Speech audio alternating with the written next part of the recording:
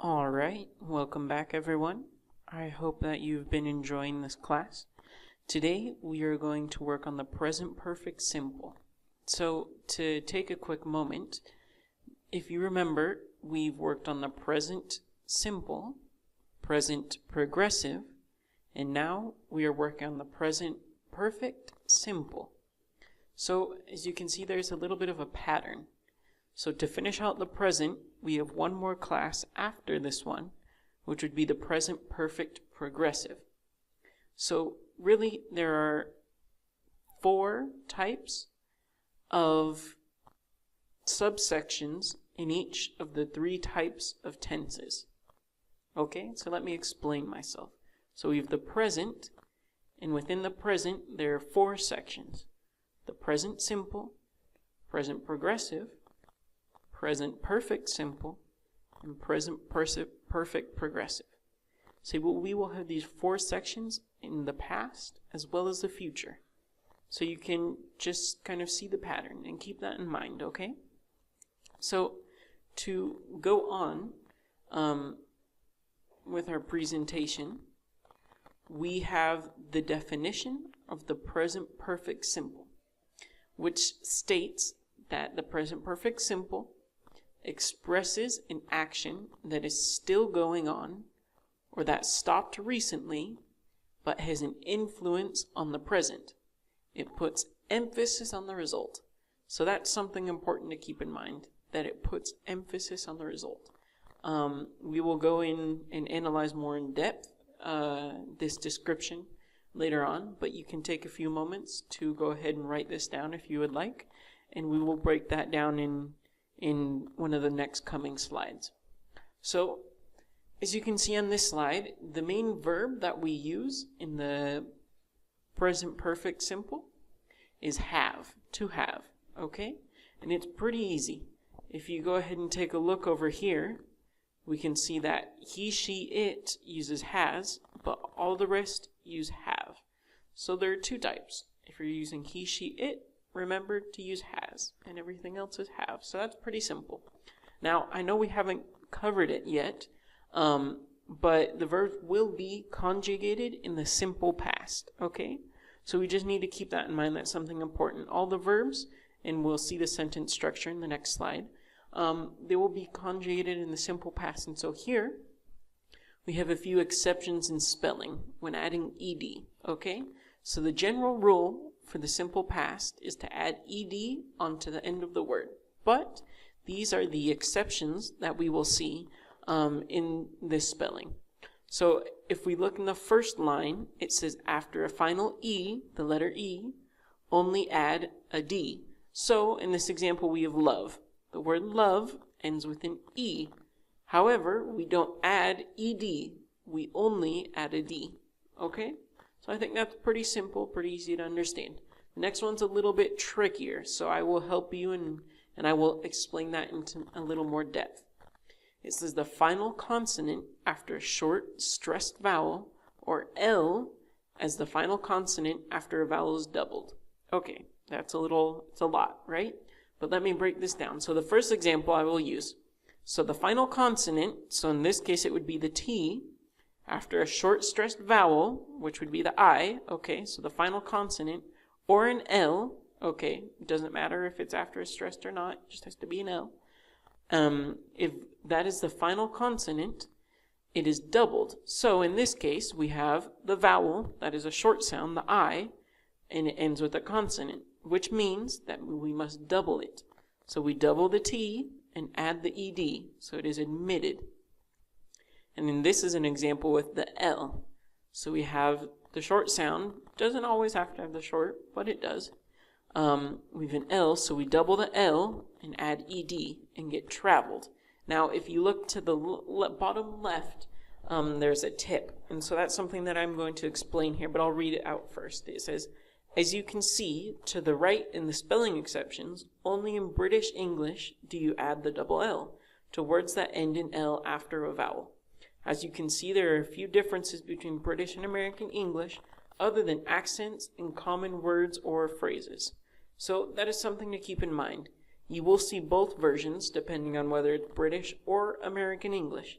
So there are bigger differences. There are actual grammatical differences. And it's not just a difference in accent, in phrases and commonalities within the countries. There are a few actual grammatical differences.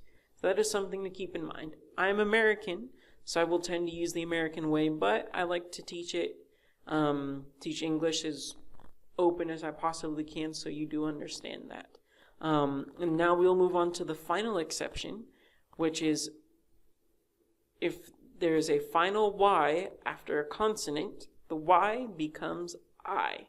So in our example, we have the word hurry, so it ends with a Y. And so that you drop the Y and add an I, and then add the ED, so we get hurried. Okay, and so we're going to practice this later on, so you don't have to worry too much about it.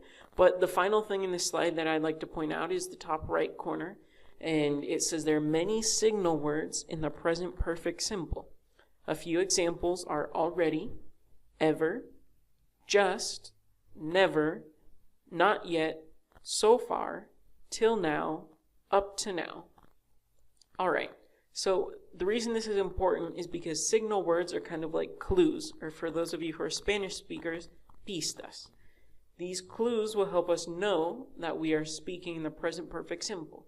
Now, these aren't all of the examples, and it's not always going to be the case, but these are clues that mean generally we will be speaking or using the present perfect simple. So that's just a little trick to keep in mind. Now, here, as I promised, are a few of the examples. So this is where we're going to break down that definition. So the first bullet point, we can see how to form the structure of a sentence in the present perfect simple. So we start out with the pronoun or the subject, followed by the verb. I'm sorry, I put to be, but it should be to have. I'll add that correction in later. Then we have our verb, which is always conjugated in the past simple, plus our noun. So that's pretty simple. So let's go on a little bit, and I'll explain these one by one. So if you remember, one of the things that the important key parts of the present perfect simple is that it puts emphasis on the result. So in our example, we have she has written 5 letters. So if we break that down, we have our pronoun, which is she. And if we remember our chart, to conjugate to have would be has. So she has. Now, written. That doesn't follow any of the exceptions or the rule that we saw. Something that we're going to go over more in depth in the past simple lesson is that in the past simple, or in the past in general, there are many, many irregular verbs, meaning that they do not follow any sort of conjugating rules. So these are words that you just have to memorize the spelling, and there are a lot. That is one of the reasons why reading is so important in English. But we're not going to stick too much on this in this lesson. So just keep in mind that there are many irregular verbs. So if you see a verb that does not follow any of the rules that we have gone over, don't worry. Most likely it's an irregular verb. So we have our past simple verb, written, and followed by our noun or our subject, which is 5 letters. So we have emphasis on the result because the emphasis in this sentence is the fact that this girl, or she, has written 5 letters. She has finished writing, or she has wrote 5 letters. Now, the third bullet point, or the second example, is an action that is still going on. So if you remember, we have actions that are still going on or stopped recently. So we're going to touch the first one, actions that are still going on. So in the example, it says school has not started yet. Okay, so we have our subject or our pronoun, school. If you think about it, school would be it, correct? So we would conjugate it as has, so school has, and then not. So this would be a negative sentence. So in the present perfect simple, to form a negative sentence, we have to include not after have, or has in this case. So we have the negative sentence, then started, so that's a simple verb in the past simple, and then yet. Now, Now, the action that stopped recently. So in our example, it says she has cooked dinner. So that's pretty simple. I don't think I have to break it down for you, but it is important to think about this, that it has to be an action that recently happened. So, maybe dad just got home from work and he asked one of his kids, where is mom? Or is dinner ready? And they respond, she has cooked dinner. Okay, maybe with a little more context, but, kind of along those lines, if you understand. Now, we have another example, a finished action that has an influence on the present. So this is something that happened, it's over, but it influences me or the person that's talking right now. So in the example, I put I, myself, have lost my keys or my key. So yes, I is the pronoun, have, okay, lost. So that's another irregular verb. Okay, the infinitive would be to lose. And then my key. So I lost my keys. That didn't happen now or recently, but it affects me because now I don't have my keys. So that is kind of how we can think about that. And the last one would be an action that has taken place once, never, or several times before the moment of speaking. This one's a little trickier, but let's read the example real quick. It says, I have never been to Australia.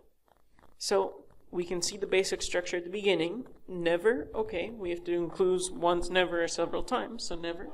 And been to. So that is the key. Been to is our verb in the past, okay? And that would be, for those of you Spanish speakers, we would be using ir, correct? Which would be going to, and that would be in the present progressive. But we need to use the past since we are conjugating in the perfect. So that is something that has never happened before I spoke. So I think that's pretty simple. So those are the examples that we have. Now, here are a few more examples. I'll read them out for you. I have met him before. He has lived here for 3 years. They have been reading for hours. You haven't ridden a bike in many years. She hasn't lost enough weight yet.